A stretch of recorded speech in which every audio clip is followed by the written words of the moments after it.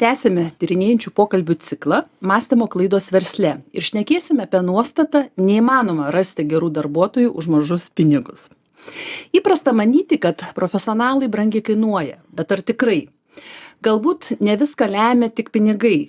Kaip pritraukti gerą darbuotoją, turint ribotą biudžetą? Ar gali idėja būti svarbesnė už pinigus? Kodėl įmonė susiduria su darbuotojų motyvacijos problema? Kokia psichologinė priežastis slypi už to? Šiandien pas mane svečiuojasi Kristina Meidė, LTG Link generalinė direktorė. Labas, Kristina. Labas. Žinau, kad esi vadovavusi ir dabar vadovauji dideliems įmonėms. Ir man pačiai labai yra smalsu, koks tavo santykis, tavo istorija su nuostata neįmanoma rasti gerų darbuotojų už mažus pinigus. Tai tikrai turėjau 3 metų labai gražų etapą savo darbinėje karjeroje, tai vadovavau Lietuvos Raudonajam kryžiui. Ir turbūt atskira istorija, kaip mano pačios karjeroje atsirado šita nuostabi organizacija.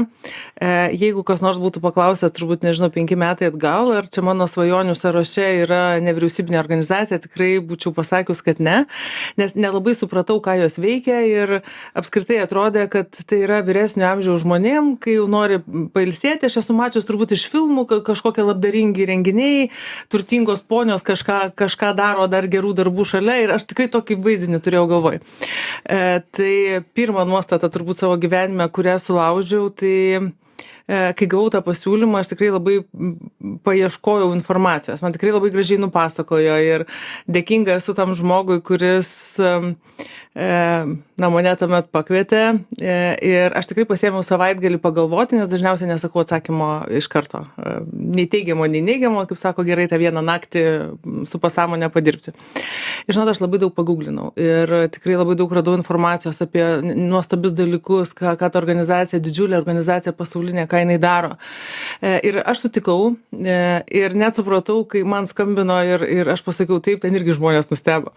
Bet čia turbūt atskira tema ir tikrai be proto gerai jaučiausi su tuo sprendimu, bet kai aš jau susitariau ir jau pasirašiau dokumentus ir žinojau, kad čia mano ta pirma darbo diena, čia ryt poryt neatsimenu už kelių dienų, aš sėdėjau ir galvojau, tai ką aš dabar darysiu? Aš žinau atlyginimų rėžius, aš pati suprantu, ką man pasiūlė ir suprantu, kad ta organizacija tikrai ne ta, kuri mokės didžiausius atlyginimus. Net jeigu jai puikiai seksis, net jeigu jinai užaugs kartais, kas ir atsitiko per tuos 3 metus, vis tiek tu turbūt nenori pasakyti pinigų aukotojų, nes labai daug iš suaukotų lėšų ta organizacija gyvena, kad mes mokam didžiausius atlyginimus ar ne rinkoje. Keistai atrodytų. Tai tu supranti, kad mes turim būti sąžiningi su savo darbuotojams ir su kažkuo ten rinkoje lygindavomės, kad suprasti, kokios tos ribos, bet vis tiek aš matau savo atlygį ir aš suprantu, už kokius atlygius aš turėsiu samdytis visus kitus darbuotojus. Ir aš galvoju, tikrai ta buvo pirma tokia, nežinau, baimė ar toks neužtikrintumas, tai iš kur aš dabar rasiu žmonės? Ir tu lygini visada su savo tais buvusiais laikotarpiais ir visos tos įmonės, kuriuose dirbo, jos buvo savo srityje, jos lyderės buvo rinkoje, ne? Ar tai būtų Svetbankas, ar tai būtų Eurovaistinė, ar Maxima.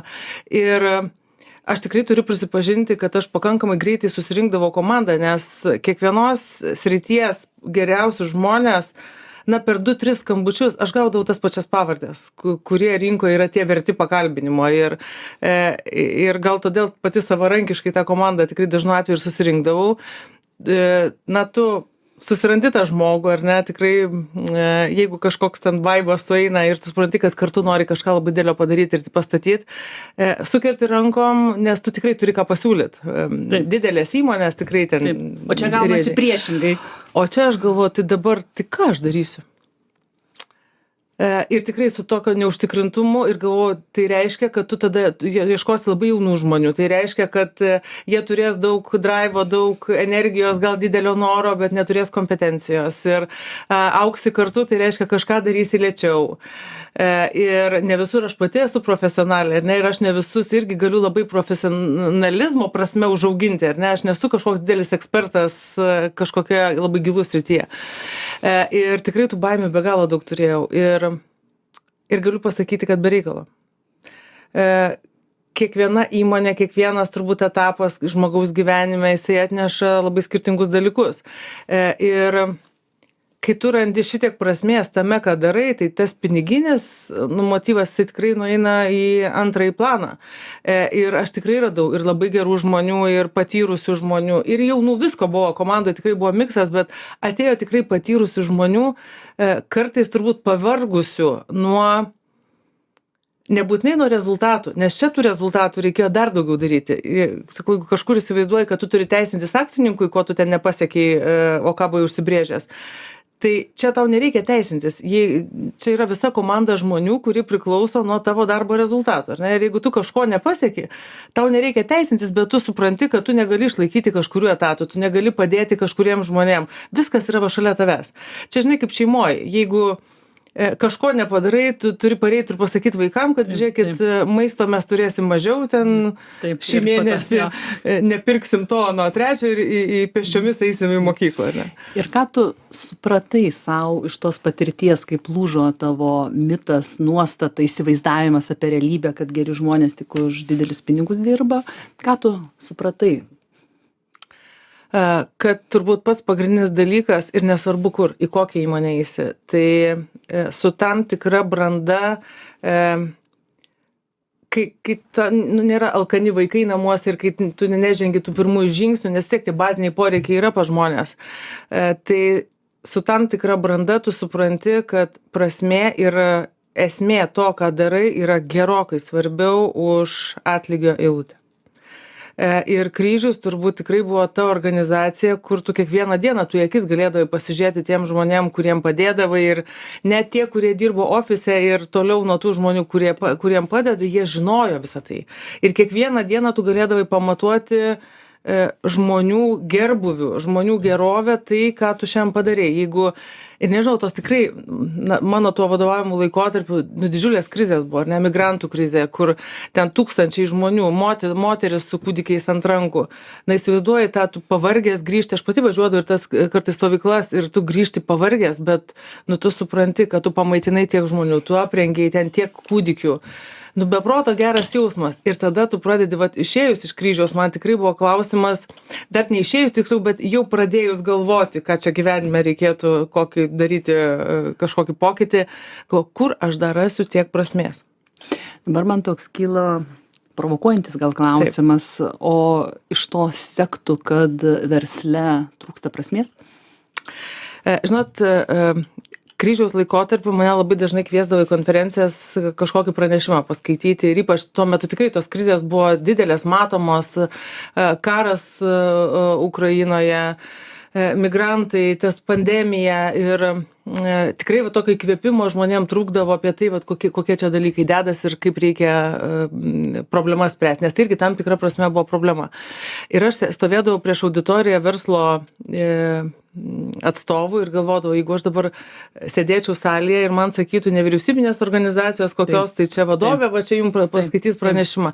Aš turbūt sėdėčiau, galvočiau, kodėl ją pakvietė ir kodėl aš dabar turėčiau jos klausyti. Ir aš laiką pradėdavau tą pranešimą nuo palyginimo. Aš tikrai dirbau versle ir aš dirbau nevyriausybinėje organizacijoje ir dabar valstybinėje įmonėje. Ne? Ir žmonės tikrai, kurie nesusidūrė, kartais labai prisigalvoja didelių skirtumų, ar ne? Kuo ten vienos ypatingos, kuo kitos. Ir nuo to ir pradėdavau, kad iš esmės pati puikiausia įmonė arba organizacija būtų, jeigu paimti verslo įmonę nevyriausybinę, sudėti į krūvą, taip sumaišyti, paplakti ir atskirti. Ir žinot kodėl? Todėl, kad verslas puikiai sugeba skaičiuoti, puikiai sugeba matuoti, žinoti, kaip kiekvienas euras, kurį investuos, atsipirks, viską geba suskaičiuoti, racionaliai pasverti, suplanuoti, strateginius žingsnius susidėlioti ir taip toliau. Kartais man ten pritrūksta jausmo kodėl ir to prasmės jausmo. Jeigu šiandien paklaustume, turbūt kiekvienas verslas turi verslo filosofiją ant visų sienų, užrašų, knygučių ir kur nori, ir dėl ko mes esam, ir kur einam, ir kokios mūsų vertybės. Tačiau ne kiekvienas verslas tikrai šventai tuo gyvena. Ir net jeigu geruoju laikotarpiu augimų gyvena, tai krizės labai greit išbando visą verslo filosofiją ir tai irgi pasimato, ar tikrai gyvenam tais dalykais, kuriuos užsirašė. atvirkščiai yra nevyriausybiniam sektoriui. Tikrai atėjus, aš labai pasigėdau ir skaičių, ir matavimo, bet labai daug širdies, labai daug tikėjimo ta prasme, kurią daro. Bet ką reiškia, kai tu nežinai, ką tu nori padaryti, tai tavo visas augimas yra toks sėkmė atneša. Ir turi pinigų, tada tu padedi ir tam, ir anam, ir trečiam, nesigavo pinigų iš kažkur gauti, reiškia nepadedi. Tai man atėjusi iš verslo, aš taip negalėjau įsivaizduoti. Tu žinai, ką tu nori padaryti, o tada žinai, kokių tau resursų tam reikia, ar ne? Ir mes tikrai dėliojamės biudžetus, mes tikrai planavom, jeigu norim padėti tiek tūkstančių žmonių, tai mums reikia va tiek pinigų, tiek verslo turim pritraukti, tiek privačių rėmėjų, tiek gal kažkokiu, nežinau, fondų lėšomis pasinaudoti, jeigu yra tokia galimybė. O tada tam reikia tokios struktūros, klientai mūsų tokie ir taip toliau. Ir tada tu supranti, kad iš esmės, jeigu tu nori, kad veiktų, tai viskas yra taip pat. Strategija, komanda, produktas, paslaugos, kainodara, kad tu turi suprasti, nes kaip auką tu irgi sąlyginai parduodi, ar ne? Tai tu turi suprasti, kam tu parduodi, ką tu parduodi, kas yra tavo klientai, kam tu padedi ir kodėl šitiem žmonėm padedi ir taip toliau. Ir dėl to tas prasmės jausmas, kai dar moki ir skaičiuot, tai yra, manau, kažkoks, norėjau sakyti, dinamitas, bet šiandieniam fone turbūt negeras palyginimas. Nežinau, koks čia būtų, tai yra begalinė galimybė padaryti, nežinau, ženkliai daugiau. Jeigu verslas suprastų, kiek ta prasmė svarbi žmogui, kodėl jis turi keltis 5 ryto ir kiekvieną dieną eiti užsimotyvavęs į darbą. Jis turi jausti, dėl ko jis ten yra. Tavęs beklausant, man atėjo dar prisiminimas, gal prieš kokį 10 metų aš turėjau, nežinau, gal kokias 8-9 strateginės sesijas ten muziejuose, daugmaž Biržuose, ten kažkur tai, nežinau, Kuršėnuose, įvairiuose muziejuose, bibliotekose su kultūrininkais. Tai man buvo labai panašus jausmas, bet su jais susilietusi aš pirmąkart gyvenime supratau, kad tokį darbą ten žmonės gali dirbti tik tai iš pašaukimo. Ta prasme, tos visos sąlygos, kokios yra, jeigu nėra tos aistros, prasmės, pašaukimo, tiesiog tu ten neišbūsi. Ir dabar, beklausant tavęs, tiesiog pati jaučiu, kokios tavo geros patirtis ir kaip tu gali skirtingus dalykus palyginti ir kaip dabar mes girdim tą prasmės klausimą, kiek daug atsirastų energijos pačiam versle, jeigu rastųsi daugiau prasmės. Aš labai pritariu ir aišku, tas prasmės jausmas visada svarbus buvo. Žinot, man kaip vadoviai tikrai yra tūkstančiai darbuotojų, ne? Ir ką padaryti, kodėl jie turi keltis kiekvieną rytą ir eiti su nuotaika į darbą, mylėti klientus, jie turi jausti prasmę to, ką daro. Ir tikrai kiekvieno įmonėje tos prasmės ieškodavau ir vaistinėse, tarkim, žinot, tokį irgi išgyvenau, nežinau, vidinę dramą tokią. Dabar įsivaizduokit, iš ko auga vaistinė. Tai iš pardavimo, ne? Taip, ir kada geriausi laikai? Kai serga. Va. Ir ar tu gali džiaugtis ir sakyti, valio, epidemija atėjo, ar ne? Arba kažkas tai didelis kažkoks kitas, nežinau, užkratas eina. Nes arba didelis sezonas tam peršalimo ir taip toliau. Ir tarsi negeras jausmas nei vidinis, nei manau, kad gyvenime, jeigu vien ant to statysi, net ir nesiseks. Aš labai tikiu, kokią energiją paleidi, tokia jinai grįžta, ne? Ir tada irgi labai daug, su vadovų komanda tikrai labai daug sprendimų padarėm ir pergalvom, tai ką padaryti, kaip pakelti tos žmonės, kad jie džiaugtųsi. Ir aišku, vaistinės tam tikrai buvo ir pritaikytos. Ir labai didelė dalis asortimento buvo ne vaistai, o maisto papildai, kosmetika, profilaktika. Ir pagalvoji, kad ateina labai daug žmonių ir to amžiaus, kurie tikrai gali vartoti visą tą produkciją. Ir kai jie sirgs, jie tikrai ateis. Bet juos pakviest gali sveikus ir kad kuo ilgiau išliktų sveiki. Ir turbūt pats didžiausias tikslas yra. Ir kai tu pradedi kitaip galvoti, tu ir kitaip formuluoji ir tą žinią ir nereikia tau džiaugtis, kad epidemija slenka per Lietuvą, nes dėl to pardavimai didesni. Čia irgi prasmė. Taip, šitoje vietoje tai noriu pajuokauti. Kažkada per konferencijas, kaip ieškodavom tam tikros srities giluminės prasmės, tai toks, nežinau, juokas buvo ar pamąstymas, kad iš tikrųjų sveikatos sistema yra paremta ant to, kad kuo daugiau žmonių sirgtų. Tai sakom, jie atlyginimus turėtų gauti kaip žmogus sveikas, o ne kaip serga. Ne? Tai labai man rezonuoja, kad tu pasakoji apie vaistinės. Ir klausimą dabar tau turiu čia mums abiems pamąstymams.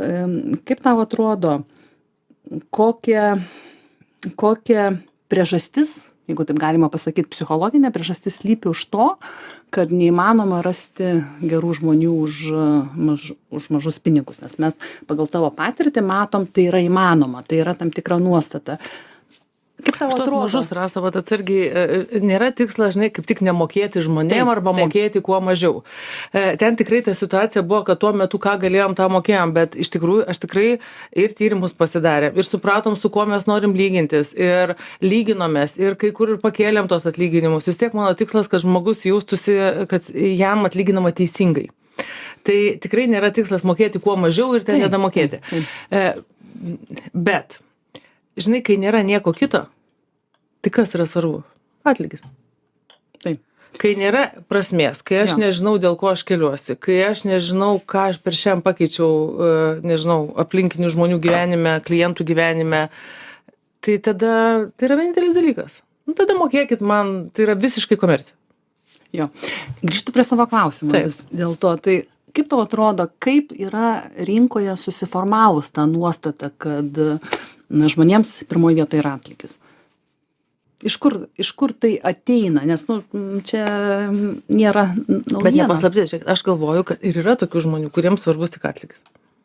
O žinai, man dabar kokia ateina mintis, kad greičiausia mes tokiu atveju liktai suprojektuojam savo vadybinių kompetencijų trūkumą, nes iš principo, ką aš girdžiu iš tavęs ir kai mes telefonu kalbėjom, tai kad svarbi yra vadybinė kompetencija. Jeigu turi gerą vadybinę kompetenciją, tu gali suvaldyti bet kokią sistemą, ar tai nevyriausybinę, ar komercinę ir taip toliau. Tai greičiausia ta nuostata ateina iš to, kaip mums nesiseka rasti tinkamų žmogų, tai mes tada jau ant atlyginimų nurašom. Bet žiūrėk, Rasa, o gyvenime nesi susidūrus su tikrai labai aukštų vadybinių kompetencijų žmogum, bet pas jį nenori dirbti. Taip. Ir už brangiai nenori. Taip. Va. Ir kartais galvoju, nežinau, ar vien vadybinės kompetencijos, turbūt taip jos svarbios, bet man atrodo dar labiau yra žmogiškumas, tikėjimas tuo, ką daro, tikrai įsitraukimas ir to paties vadovo. Ir aš gyvenime tikrai esu dirbus su vadovais, kur nepasakyčiau, kad jie buvo pačios aukščiausios kompetencijos ir aš ten nebūčiau radus prie ko prikipti ir ne ten vadybinė prasme. Bet tu žinodavai, kad tas žmogus tiek širdies atiduodavo tam, ką daro, kad tu tiesiog primerkdavai akis į tam tikras vadybinės kompetencijas, bet jis įdėjo be galo daug pastangų, kad ir verslas tas augtų ir klestėtų ir kad žmonėm būtų gerai, žmonėm, tie, kurie dirba ir tiem, kurie gauna kažkokią paslaugą. Kad kartais tu primerki akis tikrai į kažkokiu tai truputį kompetencijų trūkumą. Tai man atrodo, jeigu taip jau bandyt apibendrint, kas tos esminės, nežinau, savybės arba reikalingi dalykai, dėl ko žmogus tą atlyginimą jisai nestatytų į pirmą vietą. Ir pažiūrėk, šiaip visi tyrimai, ką rodo, ar žmonės sako, kad atlyginimas yra esminis dalykas. Kai nėra nieko kito, yra atlyginimas esminis. Turbūt ir tikėjimas tuo, ką daro. Ir komanda, kurioje dirba. Ir vadovas, kuris ir supranta, ir įkvepia, ir kažkur stumtelna truputį padaryti daugiau, negu padarei vakar. Ir žinojimas, kad vertina mano pastangas. Ir gebėjimas pasidžiaugti tais pasiekimais ir matymas prasmės to, ką tu padarai. Tai va daug tų dalykų. Ir kai jų yra, tai tada tas atlygis, jeigu jisai, aš kaip sakyti, teisingas, ir aš galvoju, kad jisai teisingas, yra viskas gerai. Jeigu nėra tų prieš tai išvardintų dalykų, tada aš einu į komercinį santykį. Žiūrėkit, nereikia čia man jokios ten santykio nėra, to nėra, nuo trečio nėra, tai jūs man daug mokėkit, aš čia pabūsiu kažkurį tai laiką. Žinai, man dabar ateina mintis, kad iš tikrųjų mūsų pokalbis sukasi apie žmogiškumo ekonomiką. Nes mes šiandien apie ką mes šnekam apie prasmę, o prasmė pirmiausia yra žmogus, o po to pinigai. Mes šnekam apie santykį, šnekam apie vadovą gerą, iš tikrųjų tai apie žmogiškumą. Tai jeigu organizacijų, nesvarbu, kurio yra daug žmogiškumo išraiškų, į pirmą vietą pastatomas žmogus, visa kita jau darosi savaime. Pritarčiau ir tikrai gyvenime man teko išgyventi ir pakankamai sunkių periodų, ar ne, sunkių krizės. Ir bankiniam sektoriui tikrai pati didžiausia krizė turbūt visoje mano karjeroje, dar bankinis sektorius, žinot, ten labai sudalyvavo. Ir tikrai aš atsimenu, kai su visa vadovų komanda sėdėjom ir sprendėm, ką daryti, kur sutaupyti ir kaip ten patiem atlyginimus nusirėžti. Tai tiesiog taip tu susigyveni su ta įmonė, kad tu esi jos dalis ir tu kartu diskutuoji, kaip padaryti, kad tą naštą visiems išgyventi kartu. Ir tada tu supranti, kaip svarbu, su kokia komanda tu dirbi. Ir jeigu tu turi tokių žmonių, kuriems yra tik pinigai svarbu, labai didelė rizika, nes, kaip sakyt, tam pirmo posūkio, kai tai įmonei bus sunkumas, tai jisai pirmas maus iš to laivo. Ir aš žinot, kažkada gyvenime vienuose mokymuose esu buvus su vienu vadovu, kuris sakė, aš bijau žmonių, kurių nemotyvuoja pinigai. Ir aš tada tyliai pagalvojau, kad man atvirkščiai. Taip. Aš bijau žmonių, kuriuos motyvuoja tik pinigai, nes visada atsiras, kas mokės daugiau. Taip. Tai mūsų laida atėjo į pabaigą. Netikėtai. Jo, netikėtai. Apibendrindama pasakysiu, kad man didžiausia turbūt įžvalga yra tame, kad jeigu pirmą vietą atsistoja žmogiškumas, žmogiškumo ekonomika, tai visa kita savaime išsisprendžia ir nuostatos, kad neįmanoma rasti žmonių su ribotais ištekliais, tiesiog jos nebelieka.